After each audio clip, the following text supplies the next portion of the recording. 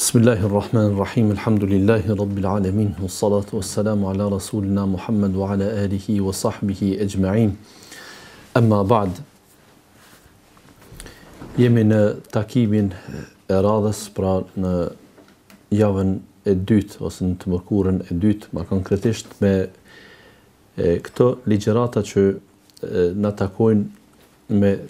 tema të ndryshme. Uroj që ndonjë ditë të arrijmë të bëjmë program për të ecë me tematik, me tema që lidhen njëna me tjetrën dhe në kuptim që arrijmë drejt ndonjë shpjegimit të ndonjë kapitulli që do të ishte me interesin e të gjithëve që prezantojnë këto ligjërata, që të marrin njohuritë e caktuara, të marrin dijen e mjaftueshme për detyrat që mund të jenë në jetë, varësisht kush çfarë roli ka dhe varësisht në çfarë vendi dhe në çfarë kohe jeton. Sido që të jetë, për sonte kemi zgjedhur një temë që dëshiroj të flasim për periudhën e martesës, periudhën më të përshtatshme që do të duhej ta gjejnë para vetes një çift bashkëshortor kur dëshirojnë të shfaqin interesimin e tyre ose gatishmërinë e tyre për martesë. Ose pak më mirë me titullu, ndoshta do të kishim thënë martesa në kohë të mësimeve dhe studimeve, a do të ishte e nevojshme apo do të ishte një ngatrim i hapave në ndërmjet çiftit bashkëshortor të arshëm. Kjo në një aspekt mund të shihet si diçka e mirë që të ndodh në mes të një çifti, kur ata njihen ndërmjet veti dhe krijojnë raportet bashkëshortore ndërmjet tyre edhe në kohën e studimeve, ta quaj, ose në kohën kur janë në nxënje të diturisë. Dhe këtë shprehje do ta përdorim më shumë ndoshta gjatë studimeve, por këtu nuk do të thotë se nuk bëjmë pjesë ata dhe ato që nuk janë pjesë e ndonjë universiteti, pra mund të jenë në shkollat e mesme, apo mund të jenë pjesë me moshë që i takon të jenë në universitet, por në realitet nuk janë në universitet për arsye se janë marrë me zanate, me aspekte tjera, që edhe ato janë në nxënje të diturisë ose në arritjen e një mundësie të punësimit nesër, që në fakt, sikur zanati, edhe shkolla është zanat, dhe për këto ne duhet jemi shumë të vetëdijshëm se në cilën periudhë të jetës jemi dhe çfarë dëshirojmë të arrijmë prej njënës dhe tjetrës. Martesa mund të jetë mbase edhe dëshirë edhe ambicie e çiftit bashkëshortor. Pra edhe djali edhe vajza nuk është se nuk mendojnë për këtë çështje kur atyne ju vjen koha. Por është interesante se njeriu në zhvillimin e tij evolon në kuptimin e mendjes dhe kuptimin e parashikimit të tij për të ardhmen. Njeriu në përgjithësi, pra ka moshë që është moshë e fëmijërisë, ka moshë që është moshë e rinisë, është moshë e pjekurisë ose burrnisë, ta quajmë, dhe mund të arrijë në faza të tjera moshë të pleqërisë së skajshme, të pleqërisë së dërmuar e tjera. A është njeriu në të gjitha fazat i aftë njëjtë për të menduar? Sigurisht se jo. Pra mund të jetë shumë talent një njeri, por kur nuk e ka pjekurinë, nuk ka arritur moshën e duhur, nuk është ballafaquar me shumë sfida të jetës, nuk ka kriju përvojën e duhur të jetës, nuk do të thotë se gjërat ky person i sheh njëjtë sikur një i kundërti që në fakt i ka arritur të këto që i përmendu më herët. Pra, ka mundësi që dikush ndoshta në të kundërtën prej kësaj mos jetë shumë talent i madh, të mos jetë shumë i zgjuar, të mos ketë shumë përgatitje shkollore, akademike e intelektuale, por në anën tjetër, në jetën e tij ka kaluar shumë faza të vështira, edhe të rëndësishme, të cilat i kanë dhënë mësimin e duhur, i kanë dhënë përvojën e duhur. E janë rrethanat që atë e kanë bërë një intelektual pa qenë në bankë të shkollës ndoshta asnjë ditë. Janë rrethanat që atë e kanë bërë që ta parashikojë të ardhmen pa qenë ndoshta kur një strateg ose pa pasur ndonjë përvojë për strategjitë e tij të mëhershme për planet të caktuara të jetës. Pra ka mundësi që ky njeri i mungoj njohurit për çështje të caktuara, por për jetën është një mësues jashtëzakonisht i mirë. Megjithatë, më fatlumi do të ishte ai që ka tubuar mes njerëz dhe tjetës, pra ka diturinë dhe ka përvojën. Por a janë këto që arrihen të gjitha në të njëjtën kohë? Nuk janë që arrihen të gjitha në të njëjtën kohë, sepse rrethanat krijohen ashtu që njeriu në momentet kur pjeket është vështirë që të jetë në bankat e shkollës. Në momentin kur është në bankat e shkollës është vështirë që të jetë i pjekun dhe kësaj pra vjen drejt një mos harmonizimit të dyjave në të njëjtën kohë, por fatlum do të ishte personi i cili ka arritur që ta mbajë diturinë e marrë në rini dhe ta bartë atë me përvojën ose në periudhën e jetës kur ka përvojën e duhur dhe përvojën edhe diturinë t'i bën bashkë dhe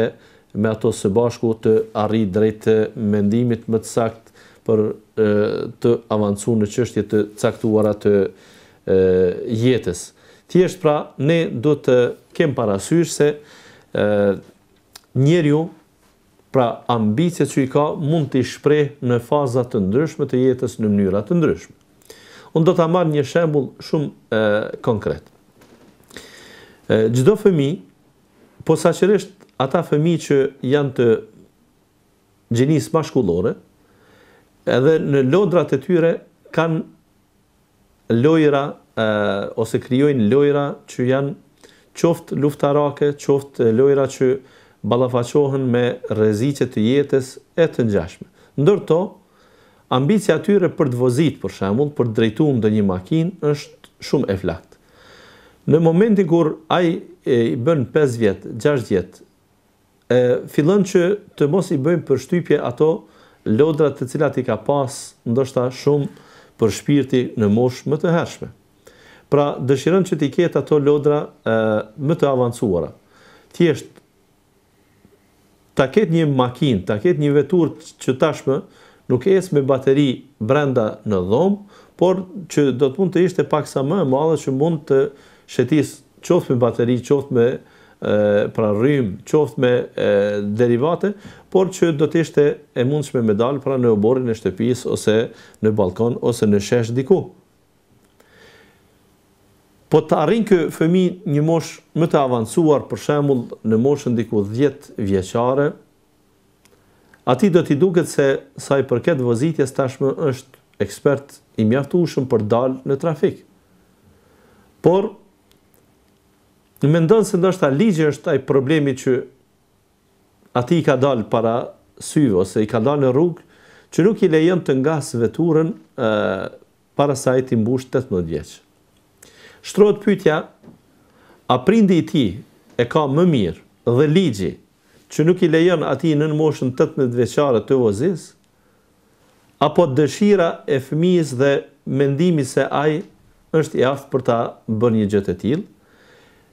Të gjithë të moshuarit, të gjithë të pjekurit do ta thonë sigurisht se prindi dhe ligji kanë të drejtë. Nuk e kanë privu atë fëmijë nga e drejta për të vozit. Nuk e kanë largu atë nga një dëshirë që ai mund ta kishte të flakt për një periudhë të caktuar. Nuk është çështja se ai fëmijë pra është i padashur për babain e vet, për nënën e vet, për familjen e vet, por thjesht dëshira që ai të rritet mirë, shëndosh e rahat, dëshira që ai të ketë një jetë stabile, dëshira që ai të mos ballafaqohet me rreziqe të ndryshme, të mos i rrezikohet jeta e tij në rend të parë, por në këtë rast edhe jeta e të tjerëve që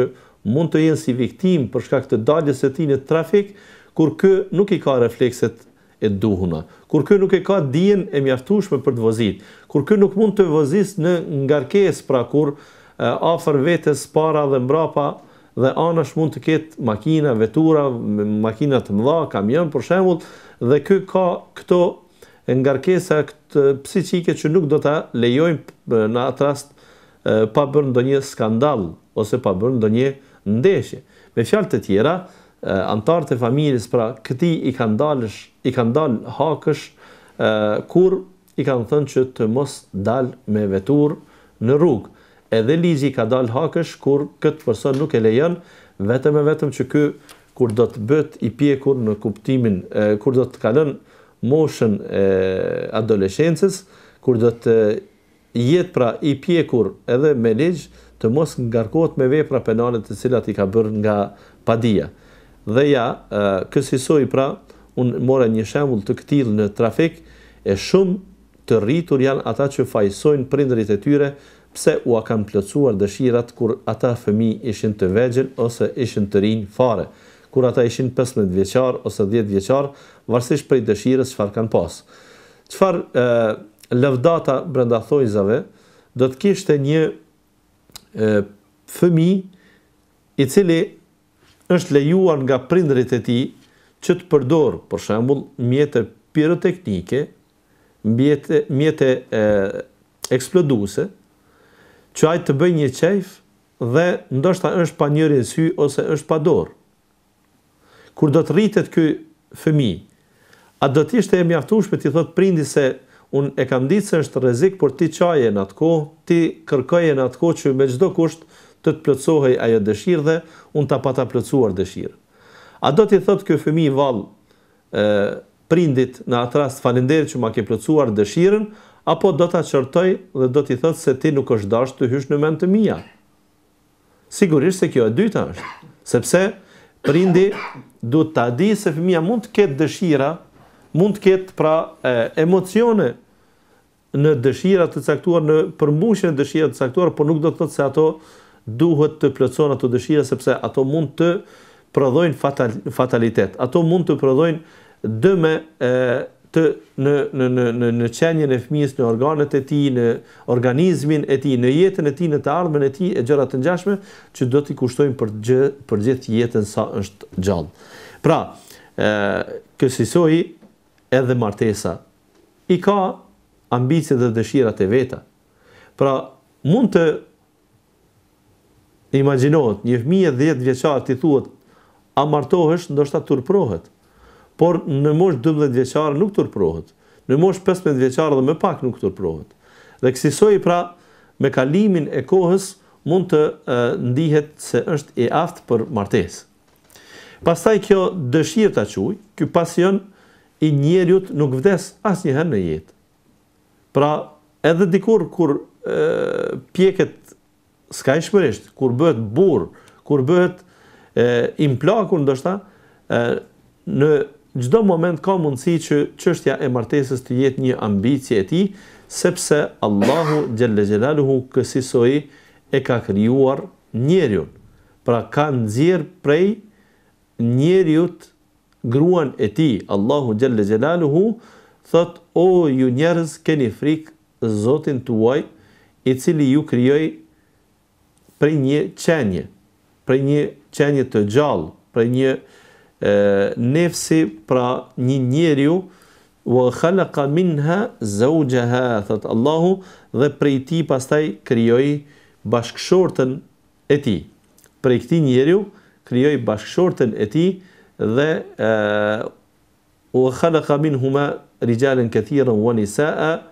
ose wa batha minhuma rijalan katiran wa nisaa, e pastaj bëri që prej këtyre dyve të dalin shumë burra e shumë gra. Allahu xhalla xhelaluhu pra njeriun e ka krijuar me dorën e vet, e ka krijuar Ademin alayhis salam. Pastaj pas krijimit të Ademit alayhis salam, Allahu xhalla xhelaluhu krijoi Havan, bashkëshortën e tij pra prej Ademit. Dhe thot: wa min ayatihi an